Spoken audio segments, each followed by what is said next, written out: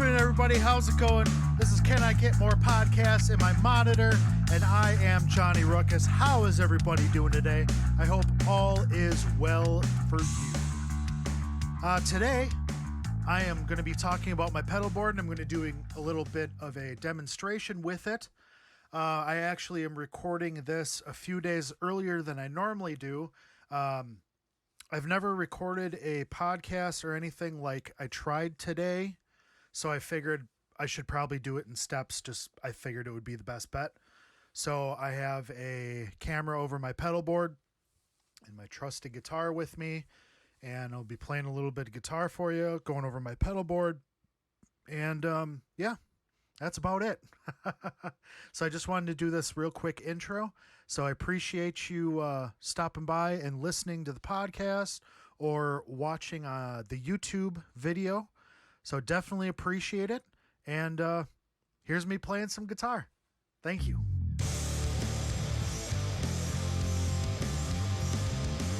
Okay. So I have my trusty PRS S2 single cut. And as you can see in the window there is my pedal board. A couple of things that are a little different for this demonstration because I don't have an amp hooked up. I just have a IR and an amp sim hooked up. But the Caverns here, which I'll get to, and the Decimator and then my phaser actually all run typically in my effects loop. So that's why this is a little wonky here, because I didn't have a cord that would make it from here to there, since they're like completely on the opposite sides. But that's the only difference. So I just have them all running in series right now for this demonstration. But so my clean tone, I have it using actually an Ignite emissary, however you say it.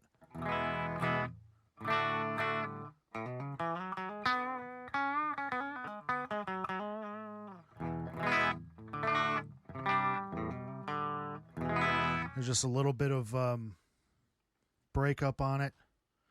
Nothing too crazy. I actually might give it just a little bit more because who doesn't like gain? Yeah,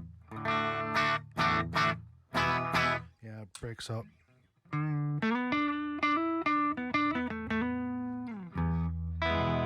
All right, cool. Yeah, so it breaks up a little bit when you dig in, so that's good enough for me. Okay, my first one that it's running to is I'm running into the Digitech Drop pedal. This is an awesome pedal. It makes it so you don't have to carry around a bunch of different guitars. You can play any tuning, basically, you know, notwithstanding open tunings and stuff like that, but just standard tunings. You know, drop D, I play a lot in drop D. I got it standard, but this is set up so it goes down in half steps. So I'm turning the dial right now, and you can see that LED indicator, you know, changing spots. So it's really neat. You know, this is half step, full step, so on and so forth. And then that one that it's on is an octave down. And then this one is your standard wherever you're at, and then also an octave. So it acts as an octave pedal. Track's really nice. You can play chords with it, not like an old like Boss OC2, which I do love, but you can't play chords or anything with that. It tracks like shit. This one tracks awesome. It also has a momentary switch on it, so if you turn that off and you hold the button, it'll drop it for a moment, however you hold the button, and then let go. So we're going to let's see here. We have it set up for a step down. So I got...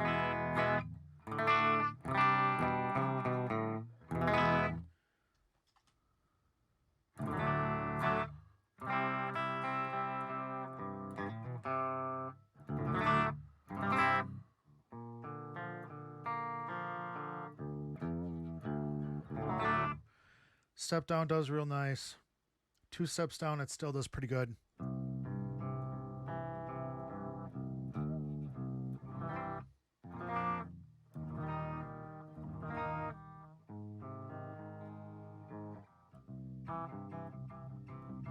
Death Country.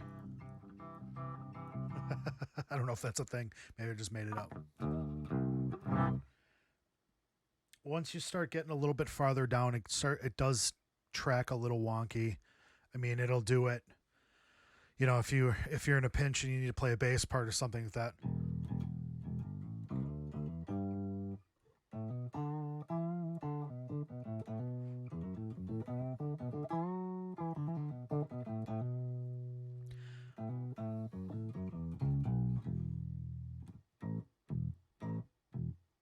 Does pretty decent. Yeah, it doesn't track great when you go down. This one is I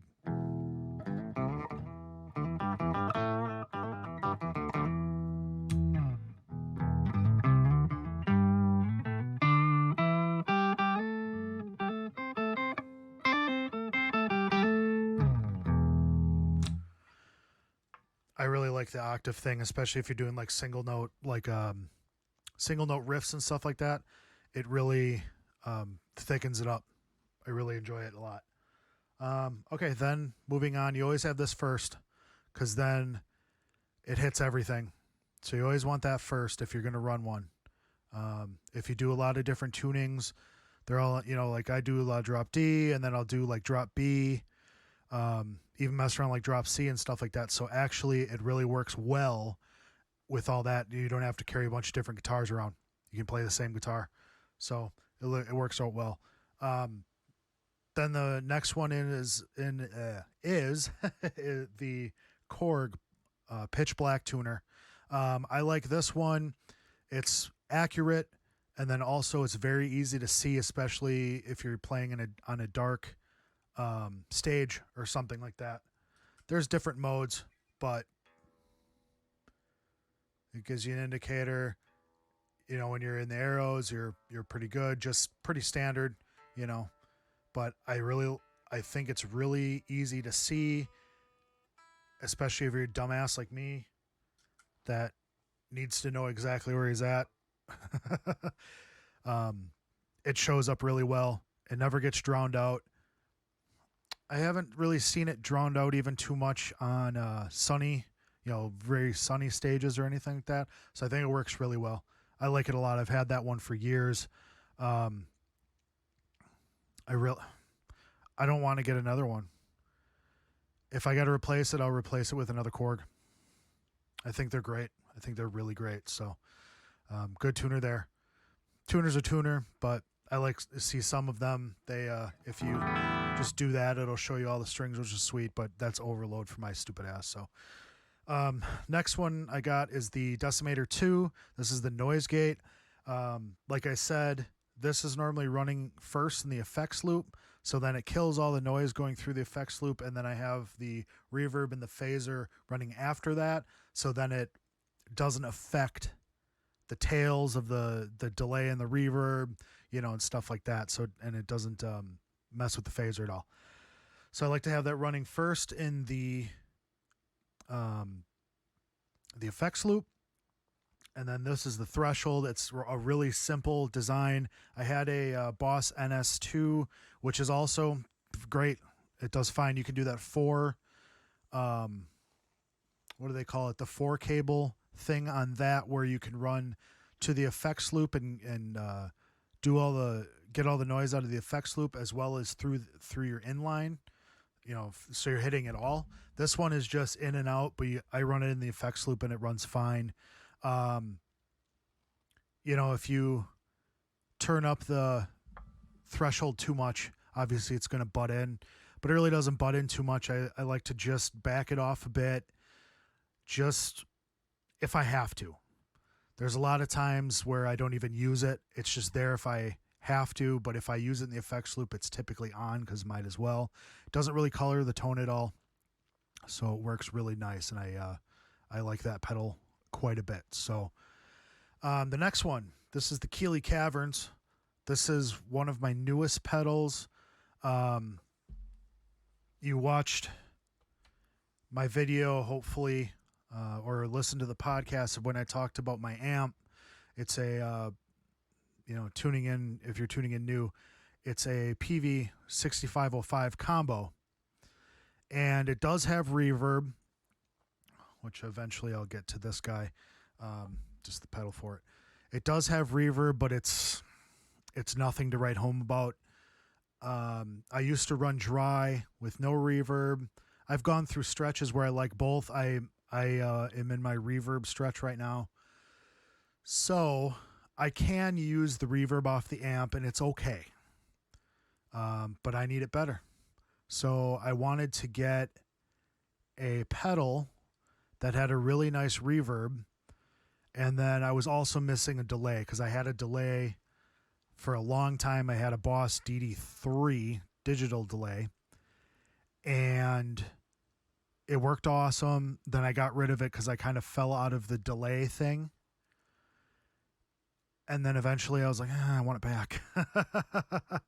I started doing demos of some songs, within the last year or so that had delays on them and stuff like that. And I've always enjoyed delay. If I ever play a lead or anything like that, delay is always fun. But I really have always liked reverb. The times where I didn't run reverb, it was pretty much because I didn't have something to run reverb. Either I was running an amp that didn't have reverb and I didn't have a reverb pedal, or something like that. Now I have an amp that has a reverb, but it's not good enough.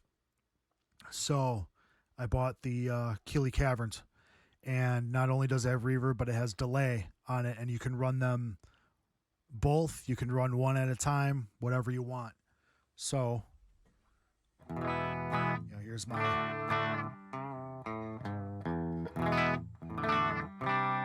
clean. I got the reverb.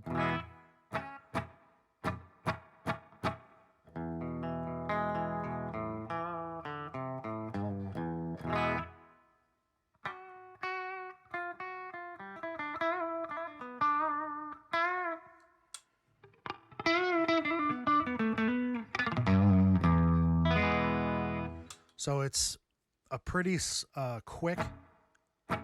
There isn't a whole lot of repeats or time after it.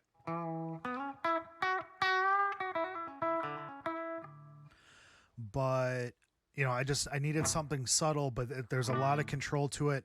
I actually have to do a lot more looking at it. There's a ton to dig into. It's just it's got a ton of different stuff on it. This whole side here, these 4 knobs, there we go. Now I can see it a little bit better, are all for the reverb side. And then these are for the delay side. There's a couple of dip switches on the inside of it. One controls if you are playing and then you shut the reverb, the delay off, it'll trail. So it's like a natural trail. Otherwise, it just cuts it off. I think I just have it at the cutoff right now. But that'll be in other things to mess with because there's a ton, like I said. The other thing, I don't remember what it is. I wish I did, but I don't remember it off the top of my head. So there's the reverb.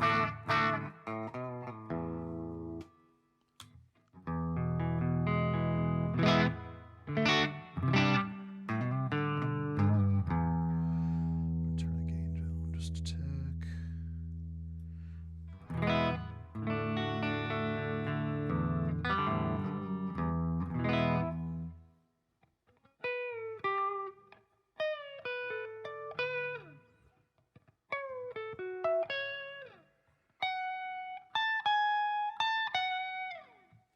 So it's a really nice reverb. Doesn't trail. There's not a whole lot to it right now. But I'm going to turn on the delay. This one I got it. I got a lot of repeats on it right now. Quite a long decay.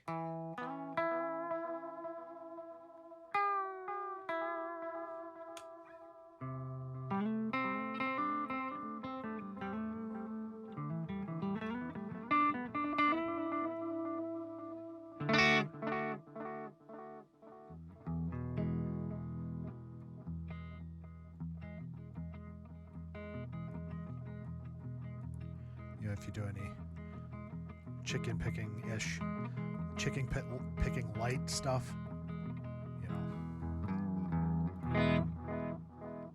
like Johnny Cash kind of stuff. It really fills up. Just how I have it set right now. Yeah, I'm gonna put them together.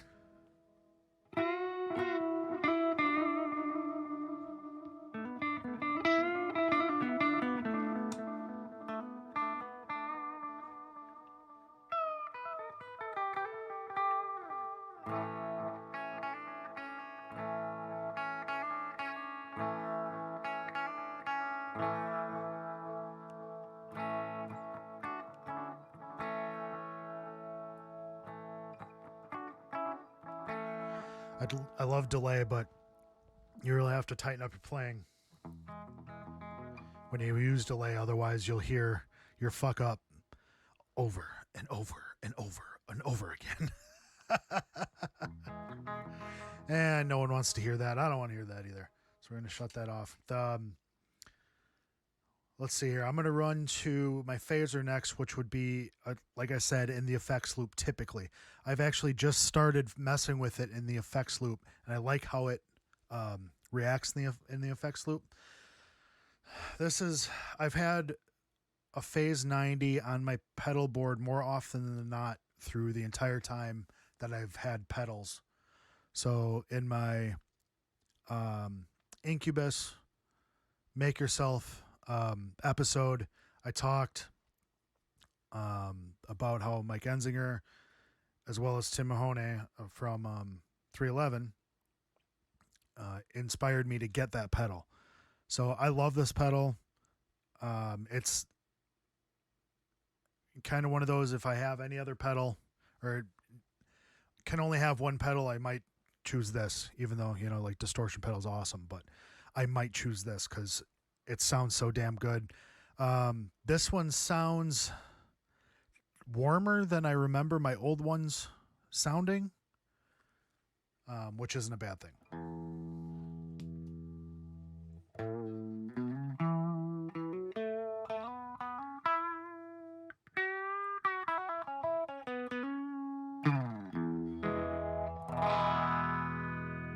Yeah, you can also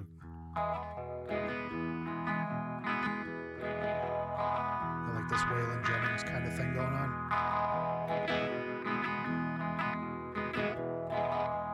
Some psychobilly country going on there a little bit. I have it turned down all the way. That's typically how I always run it. I like that subtle sweep that it goes through. You can, let's just turn it up to about 9 o'clock.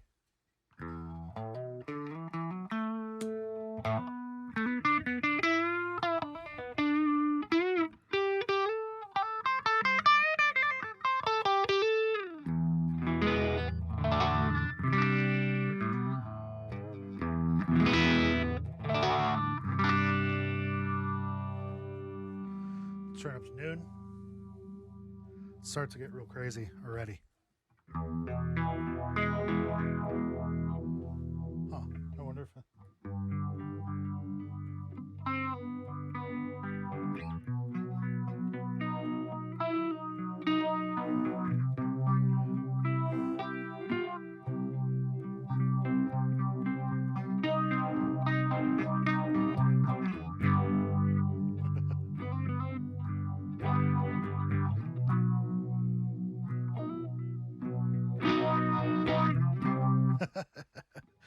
let's crank it all the way up just for shits here. Stub my toe. Ow! Yeah, I don't know how useful this is. I mean, I guess like Mike Enzinger has done stuff like that, but...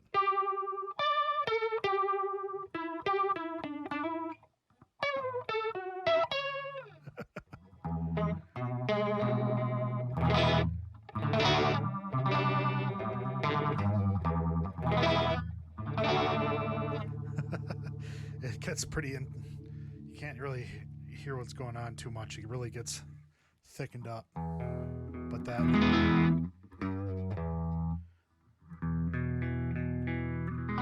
just subtle. I really enjoy that. There's one part in a 215 song that I recorded it with a wah pedal, and then I got rid of the wah pedal, so I used this at the beginning instead of the I used to cock the wah and then walk it in to the end of the phrase, but I just started using this.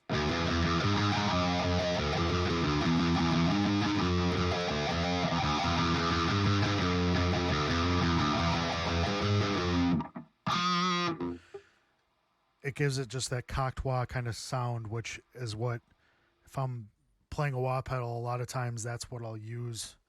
I haven't had a wah pedal in quite a long time, but if I were to have a wah pedal, that's probably what I would use, is just to rock it back. That's all I would use it for.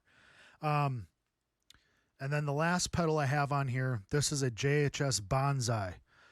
Super awesome pedal. This combines like 9 different tube screamers. So it takes a circuit from a tube screamer from like every era pretty much. And then they have like a Keeley mounted one as well as a JHS one. I have like a TS9, I think, hooked up right now on it. Yeah, I got it hooked up as a TS9. You know, this is a modern rock kind of thing where you kind of back off the mids on your amp, and then you add the tube screamer in, and it puts the mids back in and then kind of tightens up the low mid. So you get a lot of the flub and the mud away. You know, I don't use a ton of gain. I have a pretty high gain amp, so I don't have to give it all the gain. But typically what you do with a tube screamer is you'd run the level all the way dimed out or so, tone in the middle-ish, so you want to color too much, and then you turn the gain down because you really don't need any more gain. But it kind of turns out to be a really nice thing. And alone, I hadn't really liked a whole lot of tube screamers. But with this thing, you can figure out exactly what you like, and it actually works really well on its own. So again, I'm gonna drop D. That's fine. So we'll turn this on. I got the TS9 right now.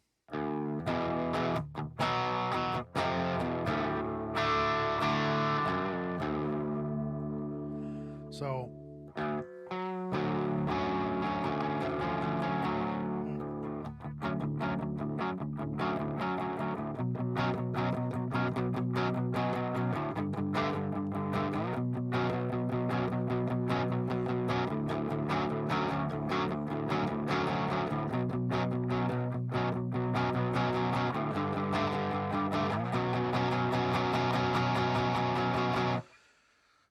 So how if you set it up how you normally would with not the tone kind of at about noon, no gain, level up, you're going to get breakup.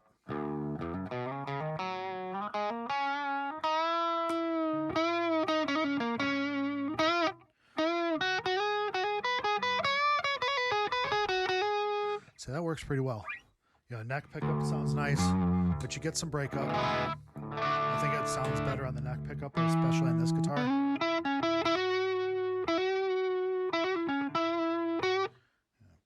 Reverbs, why not?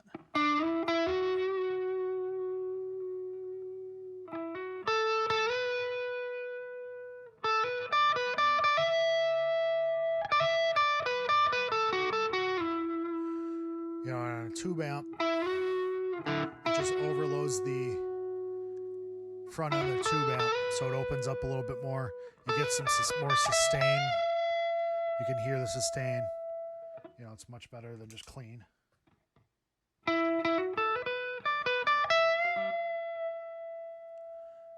Obviously not bad. We put that on.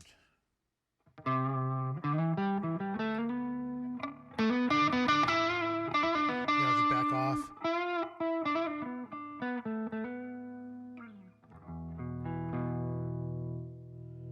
back. It works well with playing dynamics as well as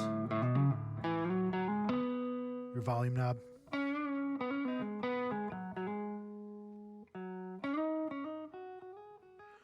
really back off. You play with your fingers.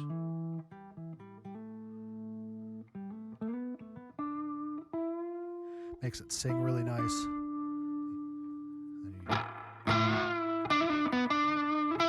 You dig in. Really sounds nice. Okay, so I have we're going to shut that off, and then I'm going to turn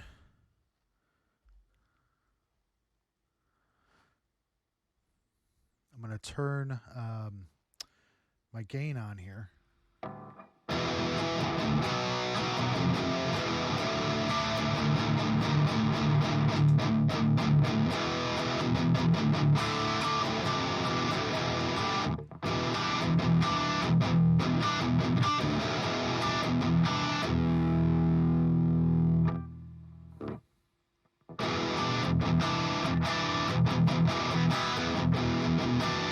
All right, now I'm going to turn on the Bonsai.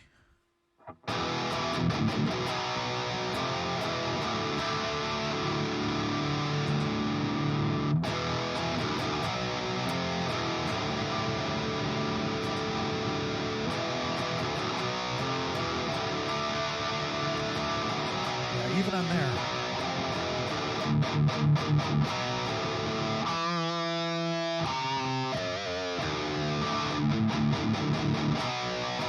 Yeah, even on the amp sim, it just tightens that up. I'm gonna put in some more gain because why not?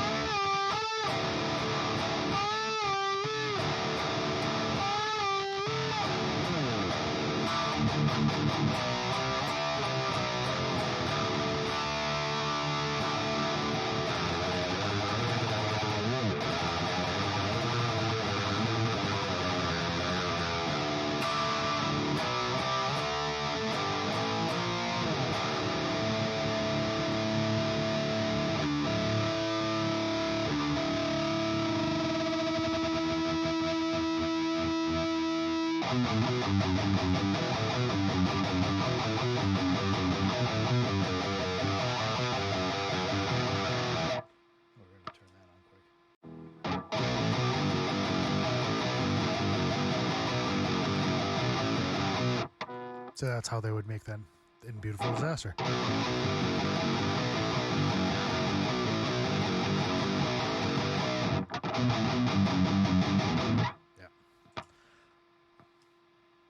So there's that. And turn the gain back off right quick. Okay, the other thing I have is this foot switch. It's for my amp. It's actually takes up a lot of room. So I actually ordered a smaller one that I can put my own cord into, and then I'll kind of make a loom for all my cords. Label them, and then it'll just be plug, plug, plug, plug, and it'll be all set to roll. So I like to try to make things as easy as I can on myself. So it's quicker and just simple. And then anybody can help me set it up if I label it correctly, which is the point. Okay, there you have it. Thanks for watching or listening to me play some guitar and go over my pedal board. I hope I covered it well. I hope it's interesting. Hope someone likes it. If you have any questions or anything, leave me a comment on any one of the social medias here. To follow the show on Facebook and Instagram at Podcast in My Monitor. If you want to follow me, Facebook, Instagram, and Twitter, it's at The Johnny Ruckus.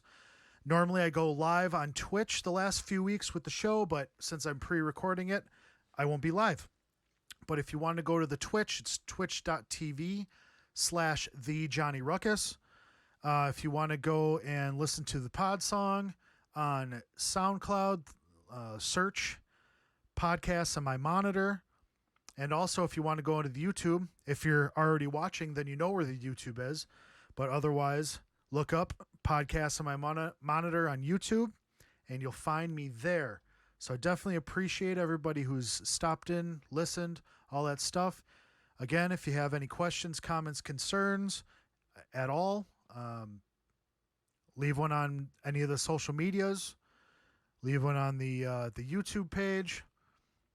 Send me an email. It's at morepodcastsonmymonitor@gmail.com. So I definitely appreciate everybody tuning in, however you did it. And have a great day. And just remember, try to be a little bit better today than you were yesterday. Thanks a lot.